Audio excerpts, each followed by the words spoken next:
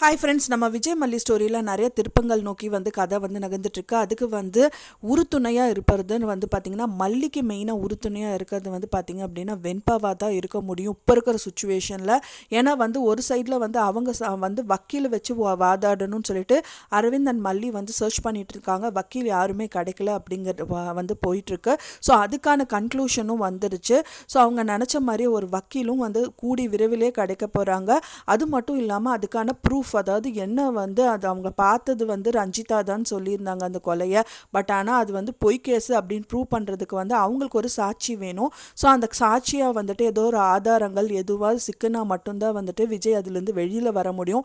So அந்த ஆதாரத்தை யார் சேமிப்பாங்க அப்படின்னு பார்த்தீங்கன்னா கண்டிப்பாக வெண்பாவாக தான் இருக்கும் அப்படின்றது எதிர்பார்க்கப்படுது.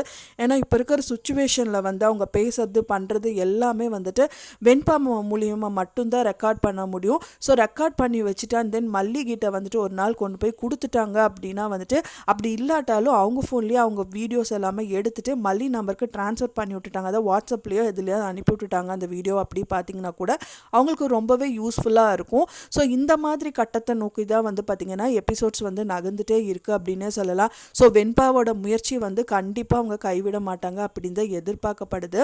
ஏன்னா இப்போ இருக்கிற சூழ்நிலையில் விஜயும் பார்க்க விட முடியாமல் அந்த ஸ்கூலுக்கும் போக முடியாமல் இந்த மாதிரி கட்டத்தில் தான் அவங்க வீட்டில் இருக்காங்க. இருந்தாலும் அப்போ அவங்க அப்பாவை பார்க்க வரணும் அப்படின்னு அந்த குழந்தைக்கு சொன்னதுனால நிஷா கூட்டிகிட்டு வந்திருக்காங்க. இருந்தாலும் அந்த குழந்தைய அவங்க அப்பா கிட்ட பார்க்க விடாமல் தான் தடுத்துட்டு இருக்காங்க. ஆனால் கூடி விரைவில் இந்த விஷயங்கள் எல்லாமே அவங்க மனசில் ஏற்றிட்டு நல்லபடியாக அவங்க பண்ணி முடிப்பாங்க அப்படின்னு தான் எதிர்பார்க்கப்படுது.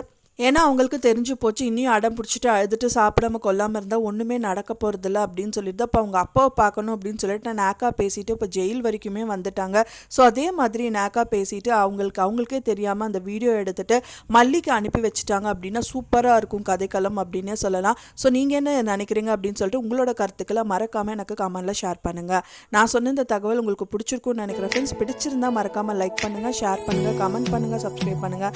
மேலும் இன்னொரு மல்லி சீரியல் அப்டேட் நெக்ஸ்ட் மீட் பண்ணுறேன். தேங்க்ஸ் ஃபார் வாட்சிங் மை வீடியோ ஃப்ரெண்ட்ஸ். நெக்ஸ்ட் வீடியோவில் பார்க்கலாம்.